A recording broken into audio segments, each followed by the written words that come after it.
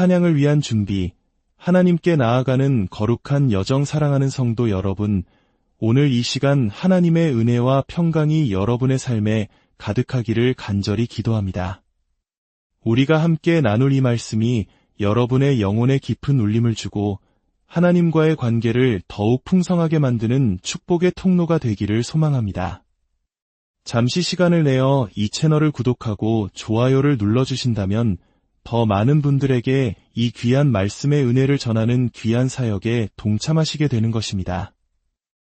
여러분의 작은 손길 하나하나가 하나님의 나라를 확장하는 데 쓰임받기를 축복합니다. 오늘 저는 여러분과 함께 참된 찬양을 위한 준비라는 주제로 깊은 묵상의 시간을 갖고자 합니다.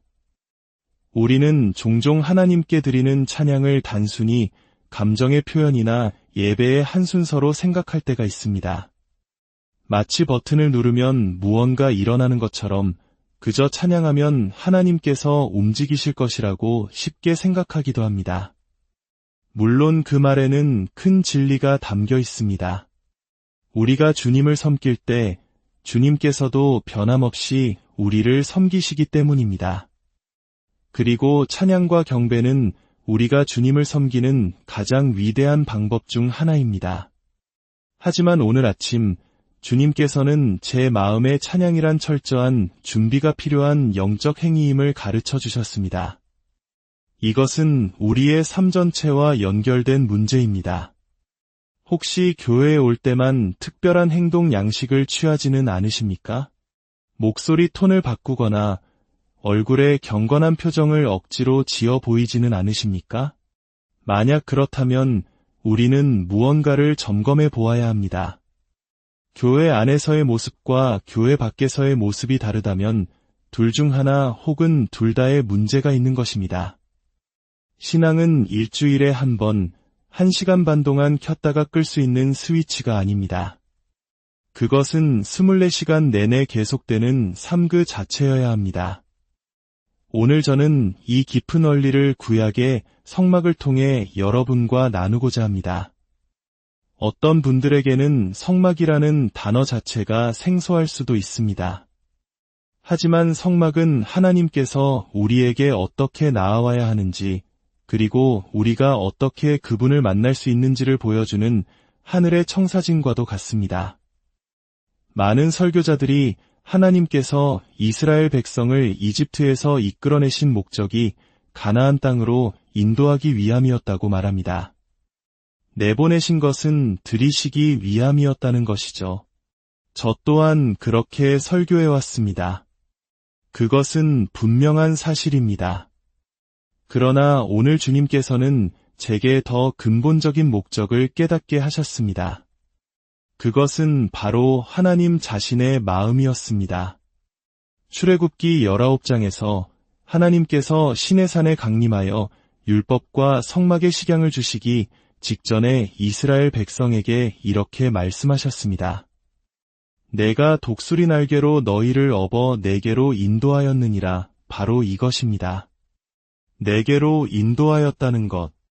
약속의 땅 가나안은 두 번째 목적이었습니다. 첫 번째, 가장 중요한 목적은 백성들을 하나님 자신에게로 이끄는 것이었습니다. 이스라엘의 역사를 돌이켜보면 그들은 주님 자신보다 약속의 땅이라는 선물에 더 집착했던 것 같습니다. 오늘날 수많은 그리스도인들 역시 비슷한 실수를 범하고 있습니다. 하나님의 축복, 치유, 승리, 초자연적인 능력에만 몰두한 나머지 그 모든 것을 주시는 하나님 자신을 놓치고 마는 것입니다. 하나님께서 당신의 삶에서 행하시는 모든 일의 궁극적인 목적은 당신을 축복 속으로, 치유 속으로, 승리 속으로 이끄는 것이 아니라 바로 하나님 자신에게로 이끄는 것임을 기억해야 합니다. 그리고 하나님께서는 내가 그들 중에 거하기 위하여 그들을 이끌어내셨다고 말씀하셨습니다. 이것 또한 약속의 땅에 들어가는 것보다 우선되는 목적입니다. 하나님은 당신의 백성 가운데 거하시기를 그들과 함께 하기를 원하셨습니다. 거룩하신 하나님께서 죄 많은 인간들 사이에 거하시기 위해서는 수많은 조건들이 이해되고 충족되어야 했습니다. 모세에게 주신 성막과 제사장 제도, 예배와 제물에 대한 모든 율례는 바로 이 목적, 즉 하나님께서 당신의 백성 가운데 거하시는 방법을 가르쳐 주기 위함이었습니다.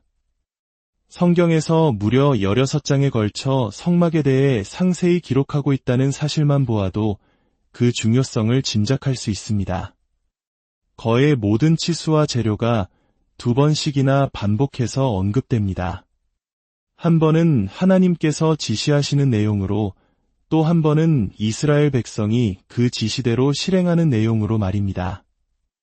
이토록 정교하고 세심한 계시가 중요하지 않을 리 없습니다. 성막은 여러 가지를 상징하지만 오늘 제가 강조하고 싶은 가장 중요한 사실은 그것이 삼중구조, 즉 셋이면서 하나라는 점입니다. 이는 삼위일체이신 하나님 자신의 본성과 그분의 형상대로 지음받은 인간의 본성을 즉각적으로 반영합니다. 성경은 하나님께서 인간을 당신의 형상대로 만드셨다고 말합니다. 하나이면서 셋이신 하나님께서 하나이면서 셋인 인간을 만드셨습니다. 인간은 영, 혼, 육세 부분으로 이루어져 있습니다. 마치 성부, 성자, 성령 하나님처럼 말입니다. 성막의 구조는 인간이 전능하신 하나님의 임재바로 앞까지 나아가는 길을 보여줍니다. 동시에 하나님의 임재가 어떻게 인간을 만나기 위해 내려오시는지를 보여줍니다. 거기에는 인간이 하나님께 나아가기 위해 반드시 따라야 할 명확한 패턴, 즉 순서가 정해져 있습니다. 오늘 주님께서 제게 보여주신 것은 우리가 이 단계들 중 어느 하나라도 건너뛰고서는 하나님께서 진정으로 받으실 만한 찬양과 경배를 드릴 수 없다는 사실입니다. 이제 성막의 새 영역을 간략히 살펴보고 하나님께 나아가는 그 패턴을 따라가 보겠습니다. 첫 번째 영역은 바깥들 또는 성막들이라고 불리는 곳입니다. 이곳은 길이 100규빗, 너비 50규빗의 직사각형 공간이었습니다.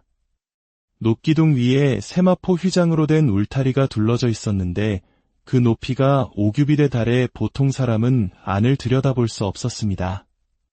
이것은 영적인 배타성을 의미합니다. 당신은 안쪽에 있거나 바깥쪽에 있거나 둘 중 하나입니다.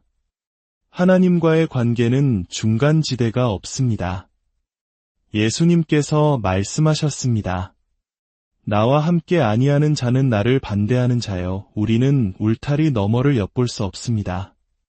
구원받는 것이 어떤 것인지 구원받기 전에 미리 알려고 하는 사람들이 많습니다. 하지만 울타리 안이 어떤지 알 수 있는 유일한 방법은 직접 안으로 들어오는 것뿐입니다.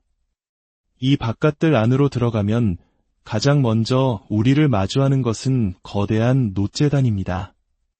높이가 3규빗, 가로 세로가 각각 5규빗인 정사각형 모양의 제단입니다.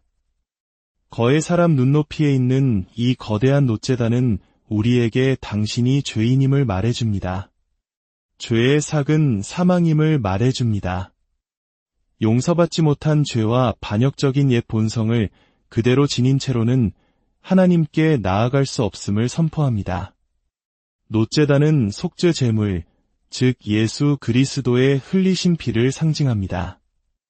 제단을 통과하지 않고는 하나님께 나아갈 길이 없습니다. 하나님께서는 그 누구도 이 제단을 우회할 수 없도록 문바로 앞에 거대하게 만들어 놓으셨습니다. 당신의 죄를 대신한 제물이신 예수께서 당신의 자리에서 죽으셨다는 사실, 당신의 죄책과 정죄가 그분께 지워졌다는 사실, 그리고 더 나아가 당신 안에 있던 반역적인 옛아담, 즉 옛사람이 그분과 함께 십자가에 못 박혔다는 사실을 받아들이고 인정하기 전에는 하나님께 나아갈 수 없습니다. 놋제단을 지나면 물두멍이 나옵니다. 흥미롭게도 이 물두멍은 이스라엘 여인들의 놋거울을 녹여 만들었습니다. 고대에는 유리가 없었기에 잘 닦은 놋이 가장 좋은 거울이었습니다. 여성들에게 거울을 포기하는 것이 얼마나 큰 희생이었을까요? 하나님께서는 그들의 외적인 아름다움을 위해 의지하던 것을 희생하라고 요구하셨습니다. 이 물두멍은 우리 삶에서 하나님의 말씀이 차지하는 위치를 보여줍니다. 야고보서 한 장은 하나님의 말씀이 거울과 같다고 말합니다. 그러나 이 거울은 우리의 외모를 비추는 것이 아니라 하나님 앞에서 우리의 내면이 어떤 모습인지를 보여줍니다. 우리가 성경을 읽을 때 성경 또한 우리를 읽고 있다는 사실을 기억해야 합니다. 놋제단에서 예수 그리스도의 피로 죄 사함을 받았다면 이제 물두멍에서는 하나님의 말씀이라는 거울 앞에 서서 우리의 삶을 비춰보고 더러워진 부분을 씻어내는 정결의 과정이 필요한 것입니다. 이 두 가지 기구, 놋제단과 물두멍이 모두 너드로 만들어졌다는 점에 주목해야 합니다. 성경에서 놋은 심판을 상징합니다. 우리 삶의 모든 영역을 샅샅이 살피시는 하나님의 정확한 심판, 그리고 그분 마음에 들지 않는 모든 것에 대한 심판을 의미합니다. 성막들에 들어서면 가장 먼저 만나는 것은 심판, 또 심판입니다. 하나님은 심판자이시며 그분은 당신을 보고 계시고 그분의 눈앞에서는 아무것도 숨길 수 없다는 것을 우리에게 알려줍니다. 이제 물두멍을 지나면 실제 성막, 즉 성소와 지성소로 들어가는 휘장이 나옵니다. 성막은 두 개의 공간으로 나뉘어 있는데 첫 번째 공간은 성소라 불리고 두 번째 공간은 지성소, 즉 가장 거룩한 곳이라 불립니다. 흥미롭게도 하나님께 가까이 다가갈수록 그 길은 점점 더 좁아지고 작아집니다. 성소는 길이 20규빗, 너비 10규빗이었지만 지성소는 가로, 세로, 높이가 모두 10규빗인 완벽한 정육면체였습니다. 이것이 바로 하나님과 인간의 만남과 교제가 이루어지는 장소입니다. 하나님께 더 가까이 나아가는 모든 걸음마다 우리 안에 무언가는 죽어야 합니다. 옛 반역자, 낡은 자아, 나의 방식, 나의 생각, 나의 태도들 말입니다. 하나님께 가까워질수록 자아를 위한 공간은 점점 줄어듭니다. 이것이 많은 사람들이 하나님께 아주 가까이 가지 못하는 이유이기도 합니다. 구약의 율법 아래에서는 오직 대제사장 한 사람만이 1년에 단 한 번 속죄일에 지성소에 들어갈 수 있었습니다. 그는 피 없이는 들어가지 못했습니다. 자신과 백성의 죄를 위한 속죄 제물의 피를 가지고 들어갔습니다. 대제사장의 옷자락 밑단에는 석류와 금방울이 번갈아 달려 있었습니다. 그가 움직일 때마다 옷자락이 흔들리며 방울 소리가 났습니다. 이 방울 소리는 온 이스라엘 민족에게 아주 중요했습니다. 대제사장이 지성소 안에서 살아있다는 증거였기 때문입니다.